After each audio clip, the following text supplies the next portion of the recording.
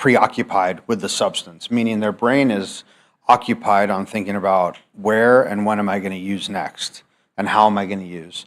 The family does the same thing. They wonder when their loved one's going to use again and what it's going to look like, or when is this streak of sobriety going to end, or when is this bender going to end. The symptoms go on. There's 8 more symptoms to disorder, but the families have their own version of them that they take on. So what happens is this family system, as we reference it clinically, becomes addicted together. And you can't help your loved one with a substance use disorder until the family gets well. So when I'm contacted regularly by families, I can almost assess them to see where they're at, how deep are they into this. And if they're real deep, it's near impossible for me to do my job because they are argumentative and defensive, just like if we're going to approach your loved one with alcoholism, argumentative and defensive. The family is the exact same way. They want answers, but they're nervous about the solution. So they're very contemplative. So thank you for reminding me what an amazing point that is, that we just don't realize the families are, in a way, equally as ill, but the outcome of their illness is not as catastrophic as the alcoholics.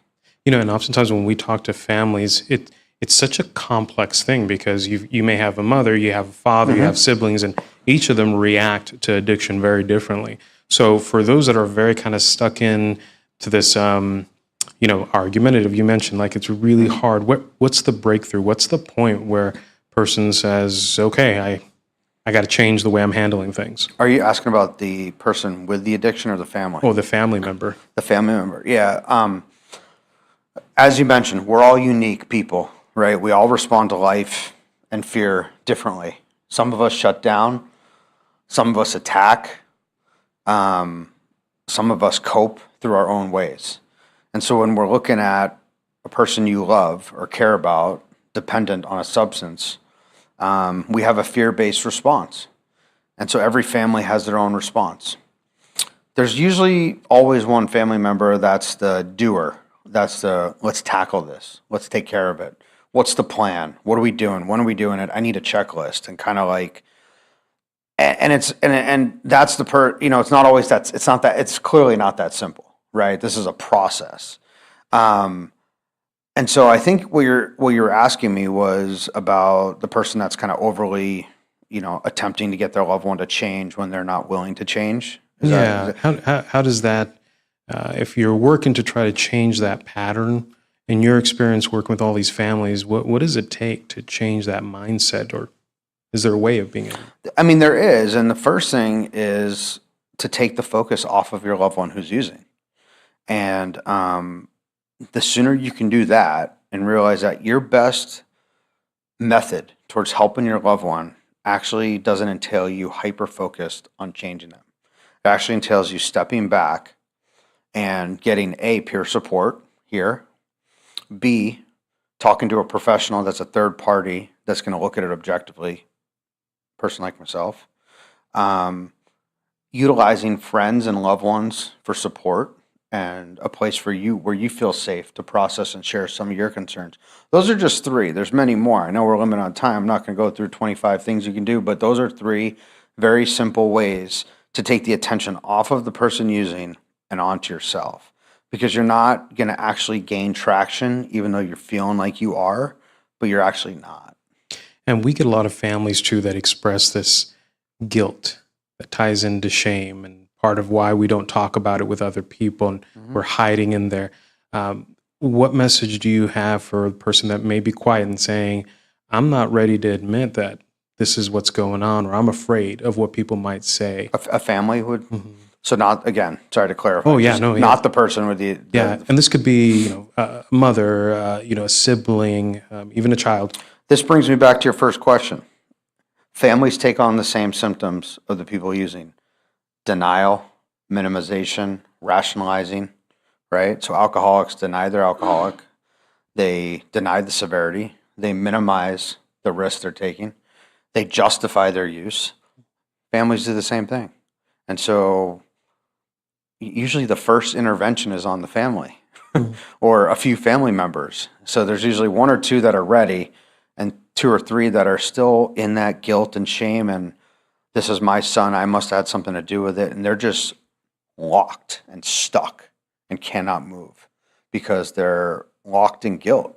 And so we usually have to intervene on them and free them from that in order for them to be able to take the steps to actually help their loved one. So, and really what they're doing is they're just kind of being dishonest to themselves and minimizing it so that they don't have to face the reality that their loved one is unwell and take the blame off of themselves. They're blaming themselves for the situation, which is very common with spouses, with parents. They feel like they created it, they caused it, and somehow they don't deserve me pushing them because I put them in this situation. So it's a very, dysfunctional, delusional way that families will often look at it. So I have to kind of unravel that and work through that process, a series of questions to kind of get them out of that thinking. And Drew, that's actually a good segue here because you run this organization. You've been doing it for a long time. You've worked with a lot of families. For those where this is the first time they're hearing about treatment, and we hear it all the time, right? People are like, well, wait a minute, I got to go somewhere. I got to talk to someone about things. I mean, paint a picture of what that would look like if they were walking into spaces like this to get that kind of help. Yeah, I mean, I've been around addiction my entire life. Just to give you a little bit further personal disclosure, I was born into a family with an alcoholic mother that was very unwell, and I grew up, watching her wreak havoc on our family. When I was 18, I left home, very traumatized by it, and I was in a setting with peers with a lot of substance use and abuse, and it was only a matter of time before I really dove in and became addicted myself. And then I got treated for my substance use. It took about a year.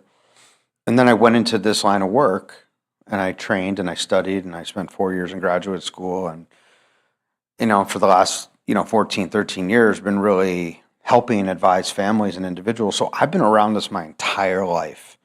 At the age of 45, usually my intuition will tell me within seconds what I'm dealing with. The same way an architect would look at a building and say, we don't have a beam there, there needs to be, or anyone of their trade, right? I just happen to be, a specialist in addiction because it's what I've been exposed to my entire life. I didn't choose that. God chose that for me. And so here I am. And the work we do is really welcoming each family when they contact us, phone or in person, and we meet them where they are. Whether they've been through this 100 times and they're 20 years into a cycle with their loved one and they're just about done, or it's their first time they're calling someone about their 14-year-old son. It doesn't matter. Every family is at a different part of this process. And for me, I can meet them wherever they are. And from experience and training and education, I usually know what type of kind of quote intervention is needed based on where the family sits on that, pendulum. I can just usually tell, we call it our clinical intuition or our natural intuition. You can just say, okay, they're very new to this. They don't realize the severity of their 14, 15-year-old missing school, smoking pot every day. They think it's just a phase. And sure, there are one-offs, but there are certainly red flags, failing school, not going to school, smoking pot. It's like that morphs into now they're drinking, and so it's a progressive condition.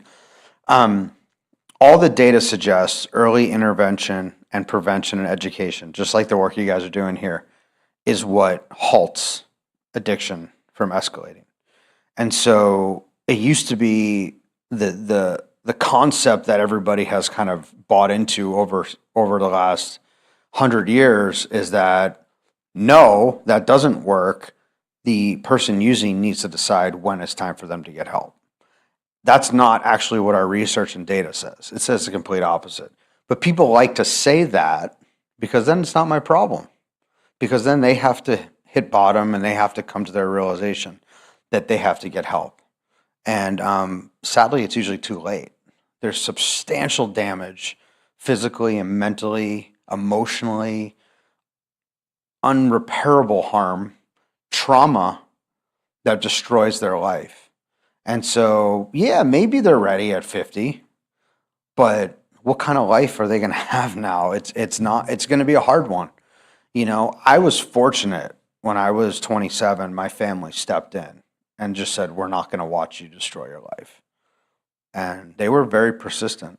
And I am so grateful they were, because there's no way I would have put myself here. So it was a very long answer to your question about what do you tell families entering this. And for us, we always deliver a message of hope. This is a very treatable condition, very, very treatable. Substance use disorder is so much easier to treat than many, many conditions. The problem is most people don't get treatment because their illness prevents them from getting treatment. But once they are in and they're invested, outcomes are extremely high. And Drew, there's lots of things that I'm taking from your response. One is the value of having an expert to reach out to. But the other thing that I'm also seeing is that oftentimes when we talk about experts and reaching out to people, we may think of, well, this person is going to give us a script or they're going to tell us all these things, but we forget that behind all of that, there's a human who has their own personal stories. And in your experience working with all the professionals you work with, how many of them have had their own personal journey or their own story that they're connecting with? Other professionals in my, I mean, most all do to some degree. It's not always related to addiction. Family members or children of parents with substance use or mental illness. I think that's what you're trying to ask me is how many people kind of identify as being in recovery. Yeah, I mean, it's about 50-50. 50% identify as being in recovery. The other 50 maybe somehow impacted by it, which is nice. It brings their personal story, but it can also create challenges because they believe there's a specific way, and it creates a lot of, what we call transference, where people's own experience really interferes their ability to treat people. So it can be an amazing asset, and it can also be a huge risk and liability at the same time if not managed correctly. And sadly, we see a lot of that in our industry. So reaching out to a professional is great, but you got to reach out to the right professional.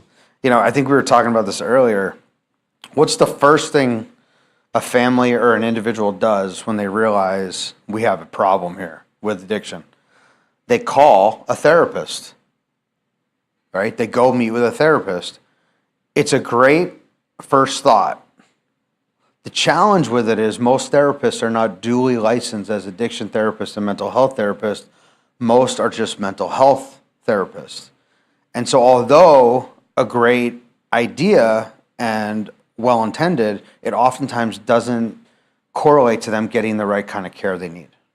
Is this like a lot like reaching out to a doctor who's a specialist in a certain area? Correct. It'd be exactly just the same as, I'm going to go to my primary for, a major gastrointestinal issue and they're going to treat it.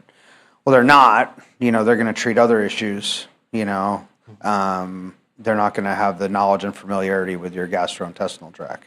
So it's very much you need a specialist in addiction to advise on addiction. And if you don't have that specialty, there's risk of greater harm. So if I'm someone who's watching online or here in person and I start asking the question, okay, maybe I am ready now.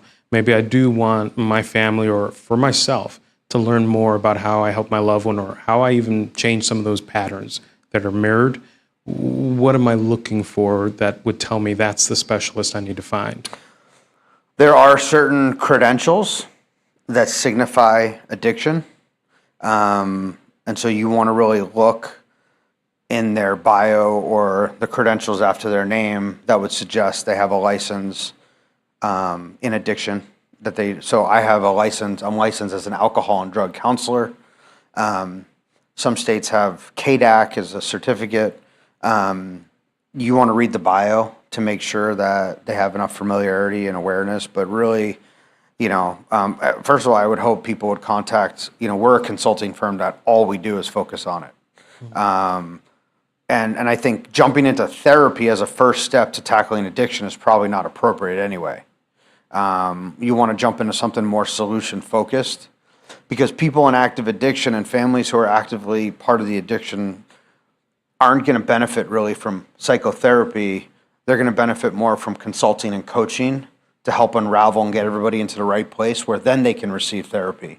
But as an entry point, psychotherapy is pretty ineffective for a family that's in active addiction. Yeah, and sometimes you have this challenge of if you want to bring the whole family in, some people are not going to want to be participants in that. So what is realistic to expect if I've got a family member who says, I've had it, I don't know where to go, but I hear this message of hope. I hear that I'm the one who needs to go in, and if I can make some change for myself, we'll get some momentum going. What is the first step for them? Right, so I'm a family member, and my mother's an alcoholic, and I am so tired of trying to get her help and intervene on her in my own ways that clearly aren't working, right? I mean, how many families say that? Every family. So like, anything, you would turn to a professional.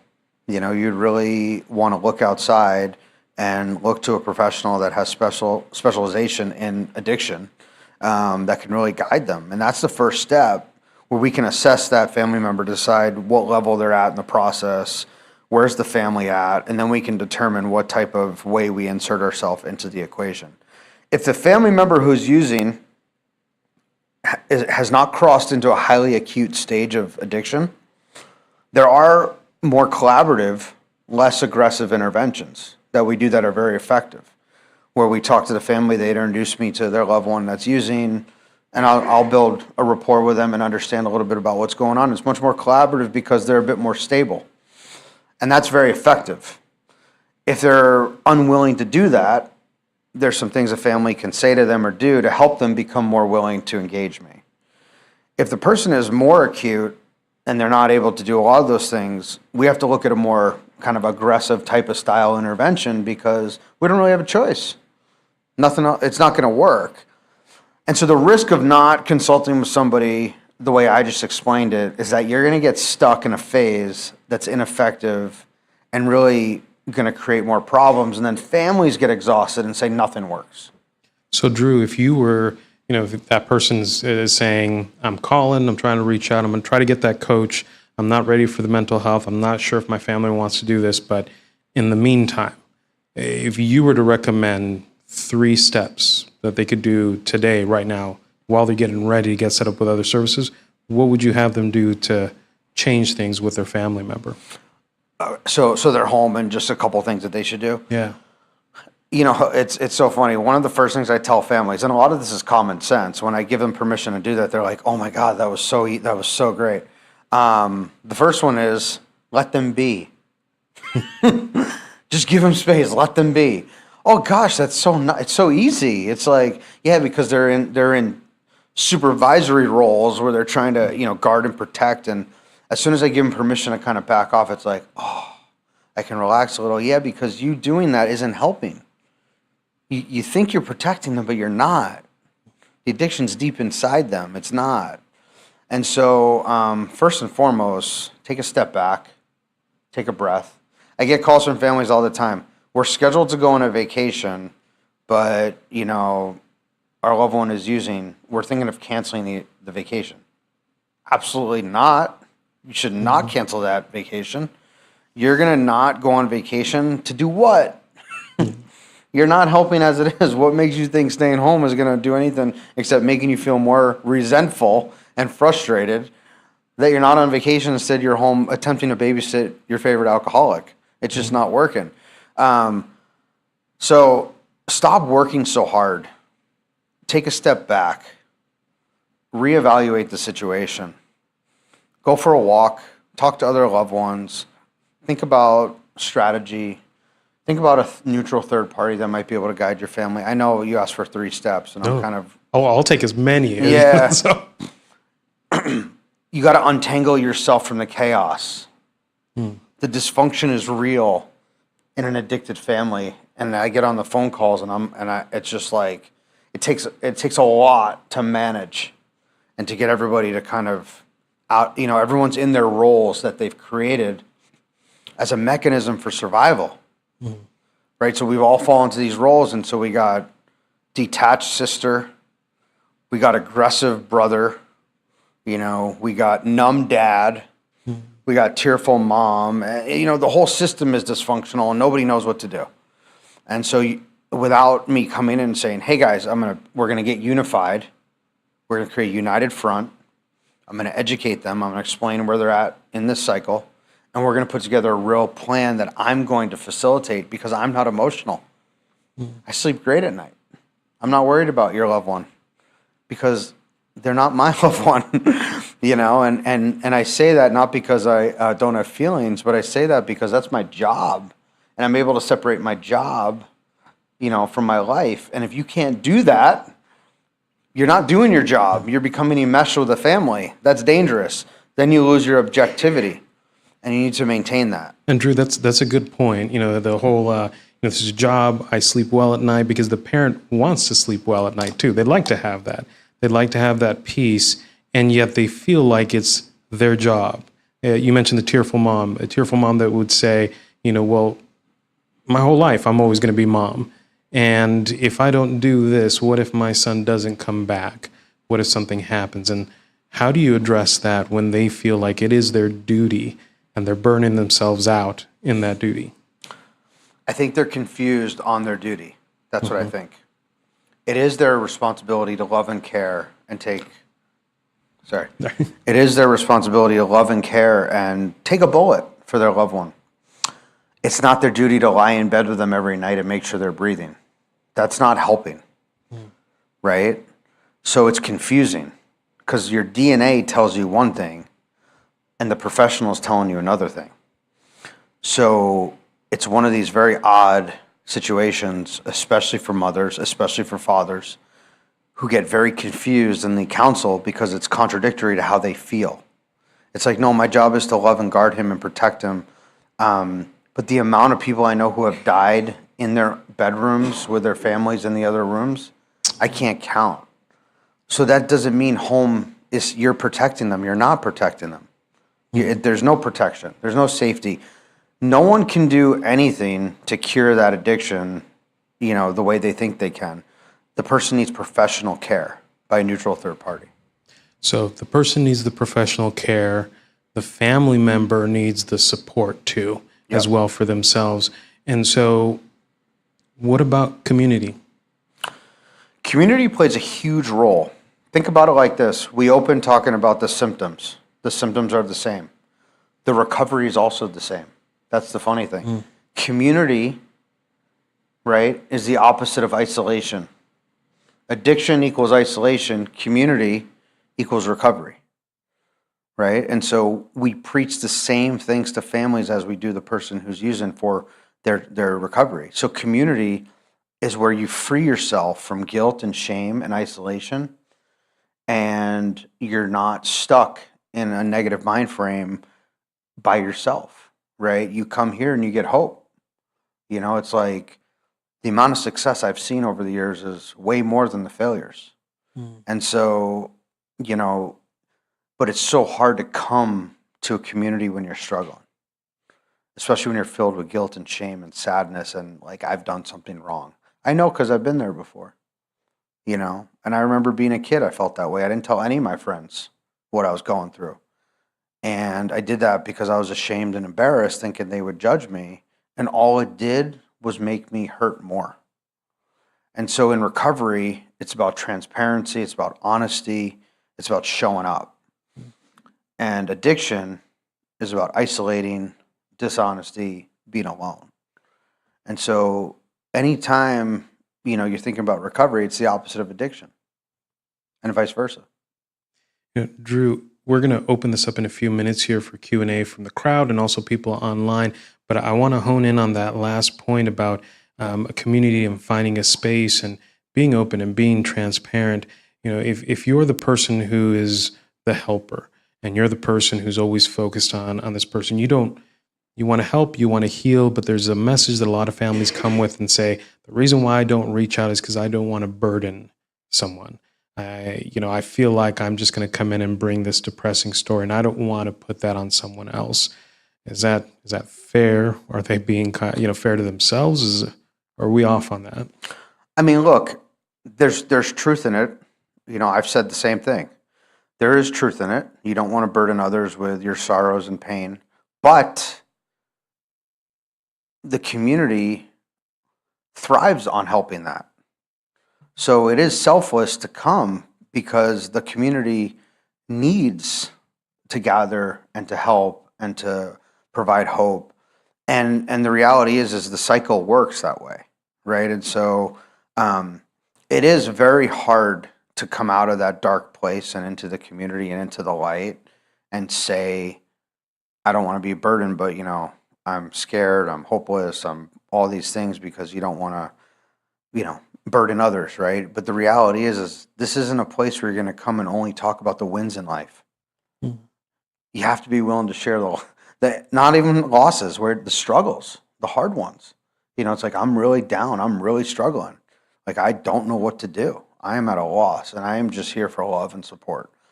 Because the thing is we don't need to take any more from anybody else. You don't need to have the solution for me. I just need someone who's not judgmental and has some empathy. The greatest challenge we face with this illness is judgment, right? Is we're prejudged. Still, if I want to open a treatment center, we're going to get a ton of pushback from the city and the neighbors and the community because they don't want those people in their neighborhood or so you'll get this, and they're open about it. It's not like it's quiet. I mean, I've been to these meetings. So the best thing you as a friend or a community member can do for a friend or community member that is struggling is to welcome them without judgment and to give them empathy, because with addiction, we are so judged. We feel so low and so judged. And if you can take that out of it, you will get somebody who kind of blossoms. We have a statistic that we have that leads on our website, and it talks about how 1 in 4 families are touched by addiction. And, anytime we talk about that stat, most people will say, and we think that that's underreported. Oh, yeah. I think it's a lot higher. So for that one person that feels like I'm the only one going through it, but there's so many people that are going through this, what's your advice for programs like ours, where we're aiming to provide a space where we can share information that we didn't know? Education, you brought up a lot of key points. You talked about the difference between counseling and coaching. You also helped break us down in terms of how family members need their own support, and we change the way we interact, and that's something that's meaningful, leaves an impact. You've given us resources of what to do in certain situations that are practical for us to put in place to disengage from those patterns. But for the community part, what advice do you give to us for, because here we are, we're at Cornerstone ATX here in Lakeway, and we're trying to engage with the community, but what can we do in this room physically to make sure that we connect with the community out there? With the community that's struggling, or just the community in general? Family members that are struggling, the 1 in 4 that's out there that knows that, and maybe the 3 out of 4 that aren't willing to admit it or don't see it just yet right now, or too afraid to come forward. Yeah, so first off, you're doing a great job at it. You're already doing a great job at it. For those who are not ready to come forward, there should be a way to chat or submit or ask questions anonymously.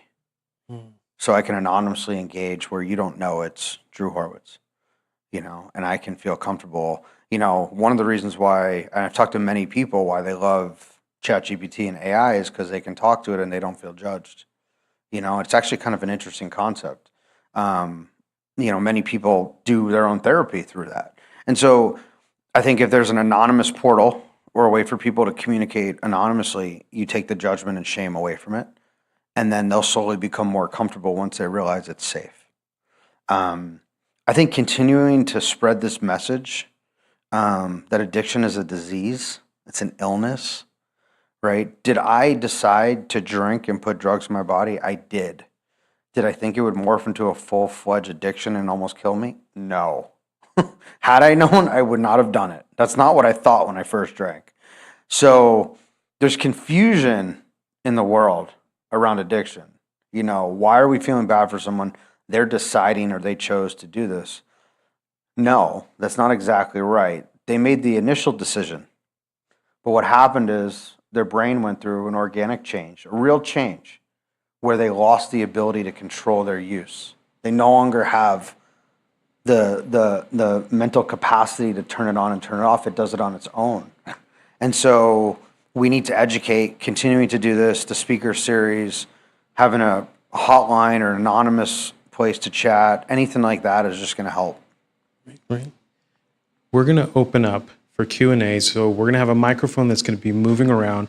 And if you have a question, both online, feel free to submit, and also in person, raise your hand. We'll have that microphone going around. But as the microphone makes the rounds and we start taking some hands there for questions, I just wanted to ask you one last thing. You mentioned that there's more stories of hope, of success, than those of failure.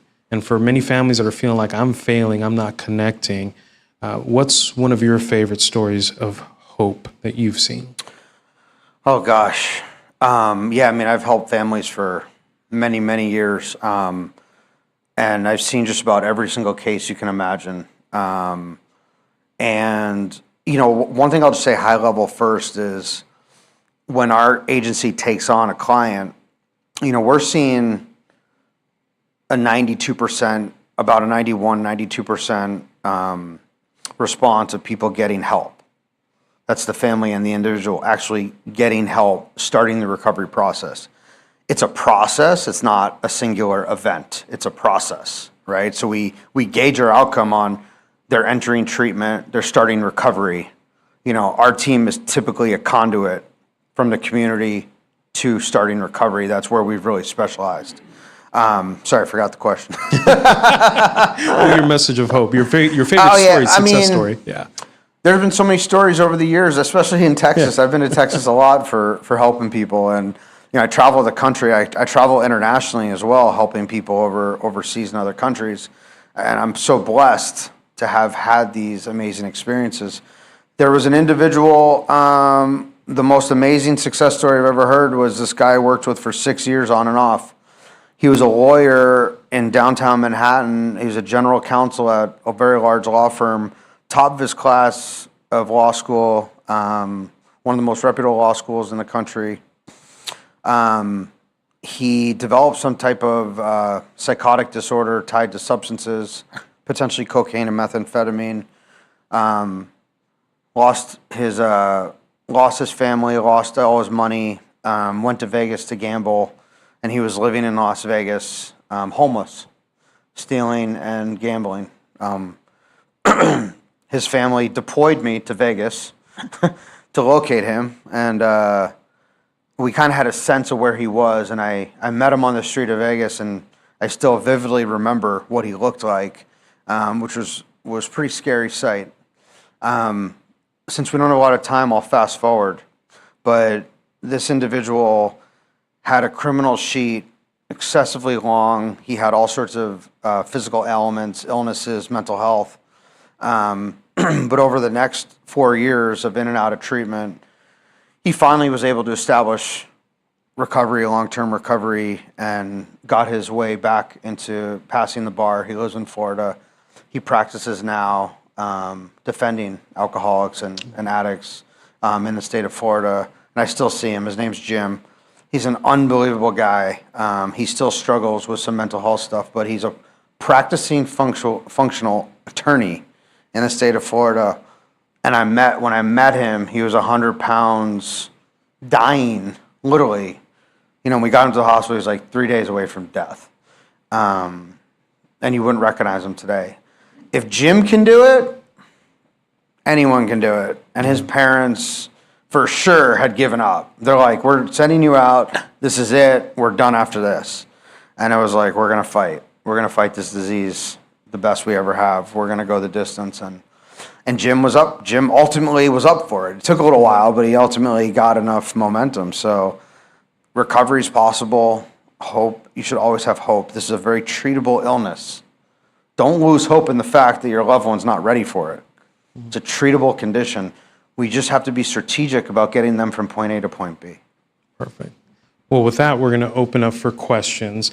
Again, this is a space where it's open. You'll notice that the cameras are pointing to us here. So yes, we just ask that if you share a question here, we'll direct it to Drew and follow through with that. So, all right. And we got the microphone. Just raise your hand, and we'll hand that microphone over. Thanks, Drew. You mentioned community resources for the loved ones. Can you follow up on that, what that kind of looks like, what you've seen to be the best resources out there? Yeah, so I think the biggest one is Al-Anon, or Alateen is one of the most common free support groups that exist. It's the sister of Alcoholics Anonymous, where people with the addiction go to Alcoholics Anonymous, family members go to Al-Anon, Alateen. So that's the most widely used free support group anywhere in the country. So I think that's great. If you dive in a little bit more to each community, you'll find this. So every community around the country, and I've been to all 50 states multiple times helping people, has their own, they become more aware of this. There's, mom groups, with sons, with addiction. There's all sorts of different things. I think it's a broad question, but what I would say is if you can find a community person or a specialist, they're actually going to be able to guide you a bit more towards that. But yeah, I think, church is obviously, faith-based systems that exist that you belong to. People belong to other types of organizations. I think, like you said, 1 in 4 families are dealing with addiction. I would say 2 out of 4 are in some capacity. It's like you mention it, people are going to come up to you and say, hey, I'm kind of dealing with that as well. And now you have this peer-to-peer support, which is the most profound level of support you can get. Thank you. Other question? We've got the microphone going around.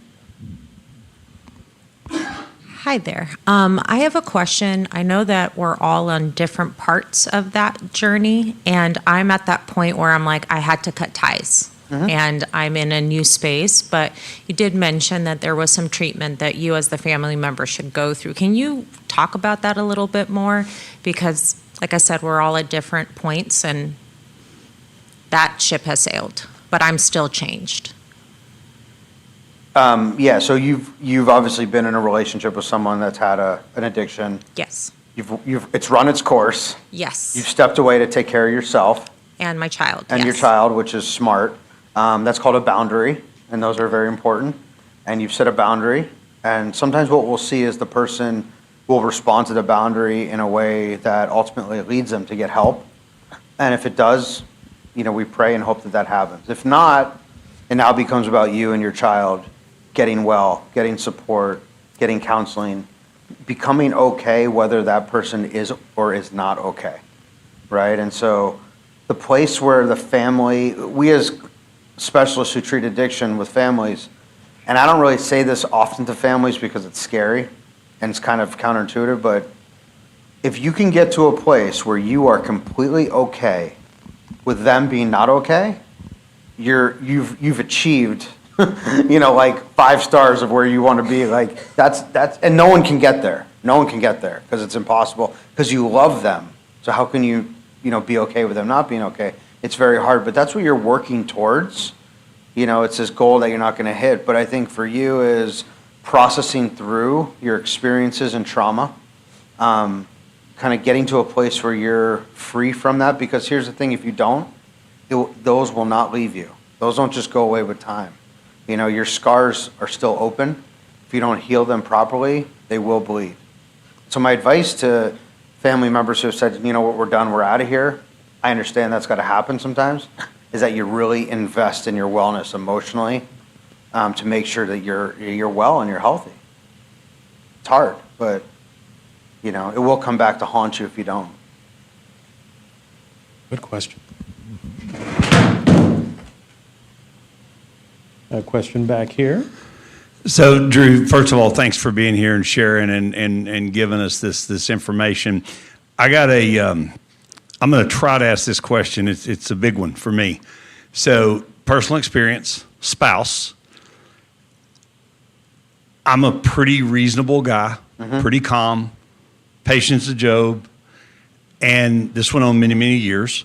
And I would like to hear your opinion of when that person is using, obviously they get to a state of mind that they clearly have no idea what they're doing. Right. But somewhere in that process, when you talk about they're ill, the family's ill, well, we were. I became ill, Yep. right? And my daughter, my teenage daughter. And it's felt like I would, in conversations and moments, before that person, she got way up here, but somewhere down in here, I was being just sucked into this hole of garbage and conversation and things. You know where I'm going? I do. My question is this. Talk a minute about, does the addicted person realize any time in that moment what they're doing? Because a devious person that wants to do something to someone can manipulate and do things and hurt someone, and that's their intentions. I don't know that that's true in this case. Do they know the difference at any point in that curve when the addiction is getting out of control? Is that making sense? It's a good question, and to let the alcoholic off the hook a little bit, their brain is completely hijacked. Their brain is completely hijacked. Their ability to reason and make wise decisions and have empathy and love for others is completely skewed. So the reality is they're creating chaos and havoc as survival method and symptom of their illness. So not all alcoholics are devious and want, people to feel harm. What they're having is a reaction to how they're feeling inside, which is empty, scared, shameful, mortified. My life isn't working out. And the substances in and of themselves make you crazy. Because if you think about alcohol and you think about drugs, and you think about what happens to a normal person who has a drink or two or three, you get a little loose. You might not even sleep well that night, right? I've heard people say, I have a glass of wine, I just don't sleep well. Well, imagine having 10 glasses of wine every night for a year and not sleeping well. And imagine how your appetite is probably going to be impacted the next day. You're either going to not eat as great or you're not going to eat, right? And then think about your mental acuity. It's going to be off, right, because of all those things. This is a snowball effect. So in addition to the symptoms of addiction, you have a person who's physically and mentally deteriorating. And so what happens is it all comes together in a storm, and it creates havoc, just like you're talking about. And they just keep going until something stops them in their tracks. And so the best way to kind of see this is if you've ever seen the person not in active addiction and active addiction, they're two different people. And we all know that person. It's like, I have friends that have gone in and out. It's like night and day. It's like, it's clearly not who they are in that moment, right? And so I believe, who you were dealing with, and you probably know much better than me, those were behaviors and symptoms highly tied to their addiction. Then we throw in some personal characteristics on top that kind of amplify everything. Like they might be naturally, arrogant just by their their personality type, or they're naturally stubborn. And then you just mix it all in, right? But I hope I answered your question. It's a hard thing to be part of and watch. Thank you. We'll leave space for one more question if there's one out there. Going once, going twice. Let me bolt onto that real quick. Yes, you did. So does that tell me, and what I personally have learned from these sessions that we've had, I've said it numerous times, if I'd have had this information, I would have been a different person the last X years or whatever. Yep. And so maybe talk for just a minute what I've learned, and I would like your perspective. How early and how quick does the family member that's being affected draw the boundary? Because I didn't realize that was okay. Yeah. And I suffered a consequence, and my daughter did in a big way. And how quick you do that and how you decide to do that. Obviously, you need help along the way, Right. But maybe just a few generic comments on that. Look, I think if you know you're in a relationship or you have a loved one that is using or abusing, maybe they haven't even crossed into full addiction, but you know that there are these nights where it's really bad, it's like you start right away. You know, there's no such thing as starting too early. I go to schools and speak, to kids about addiction. We try to get in front of it. Same thing comes with intervention and boundaries and stepping in. So the biggest mistake is people wait too long, right? Because they minimize the seriousness of it, or they wake up the next day, they're like, I'll deal with this. Maybe today will be different. Again, same symptoms as your spouse. So there's no it's never too late. Remember the guy Jim, basically 3 days away from death. Or you could take the kid I helped last week who was 14. He was smoking marijuana and he was being oppositional and defiant. And he's getting great help right now. And so there's this huge spectrum of people on this curve of substance use disorder. And what I tell families is they'll ask me, they're like, when do we know if we should do an intervention? I said, if they're using and unwilling to get help, there should be some type of intervention. Okay. It's very simple. They're using and unwilling to get help. That doesn't mean you have to live and tolerate it because they're unwilling to get help. That's what a lot of families think. They're not ready, so I guess this is where we're at. It's like, that's not a solution. That is pretty much ignoring the problem. And that's what we have been told for many, many years. And it's completely false, and it has killed millions of people. And Drew, I just want to thank you because you gave us a lot in terms of education. I mean, even just with answering this question here about talking about intervening and acting and seeing that there's a problem and acting on that, not to be passive, and at the same time, too, just different ways of making change happen, which might even be just the family member getting that support. So for those online or those in person who want to hear more from you, where would they go? Yeah, reach out. I love what I do. I get to do this job, that God designed for me. And so Drew Horowitz and DrewHorowitzAssociates.com, Drew at DrewHorowitzAssociates.com, text, call, whatever you feel safe doing, submit an online inquiry. Yeah, go ahead. We have an online question. Oh, great. It said that you mentioned looking for the right professional. How do you find them? So I think, a couple different ways. Number one is a lot of people call it treatment center. And so sometimes a good high quality treatment center can direct you. Two is looking for certain credentials that's specific to addiction. So if you're looking for a professional, make sure they have credentials specific to addiction, not just mental health. Those are two options. So you can go online and look for addiction consultant, specialist, and hopefully it can have that. But you're welcome to contact me, and I can, if I'm not the person, I will connect you with the right person, because it's possible I'm not the right person. And I wanted to add one more thing. I've been contacted by some families, a lot of families over the years, that actually don't need intervention. They're inquiring early, which is great, and I endorse it, but their loved one doesn't need treatment. Because I talked to their loved one, and I assess the situation objectively, and their loved one needs something, but it's not treatment. And so, but that's peace of mind for the family. The mom was like, I can't believe you're telling us we don't need to do anything. I'm like, look, I've spent 5 hours. I know when I know, and here's what I believe we need to do. And they were like almost mad at me. This was a couple weeks ago, that I didn't want to, come in and put their son in treatment, but I'm like, he doesn't need it. So I will be honest and tell people what they need and don't need. And that's super important because families are vulnerable and they're scared. It's good to help. And we're going to post that website on our website there so that people know where to go to if they want more resources.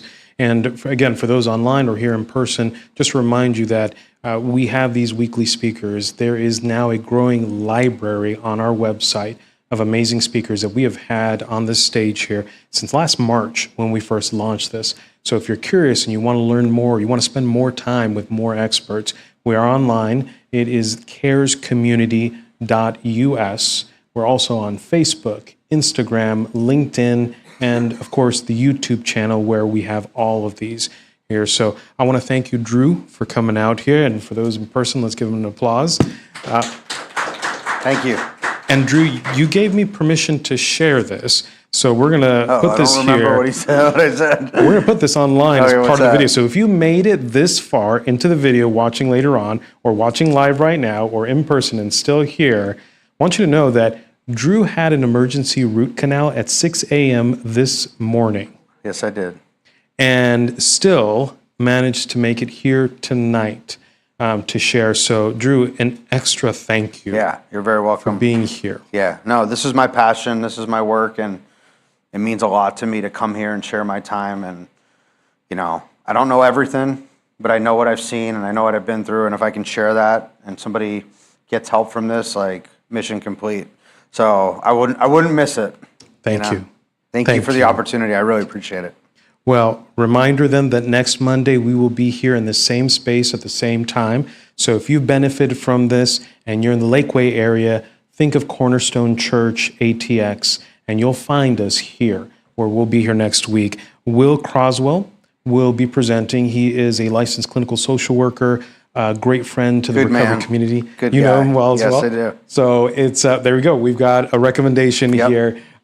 So please join us because Will is a great person. He's going to be speaking on the topic titled Loving Well in Recovery, Boundaries, Support, and Family Healing. So please bring out someone that you think could benefit from this, share with them, even forward this message today just to let them know this is the kind of education, resource, and community that we're building here in this spot. And as we wrap up, the final thing that I always say whenever for anyone who's new to this space, online or in person, one simple message to you. Welcome home. Thank you for joining us, and we hope to see you next Monday at 7.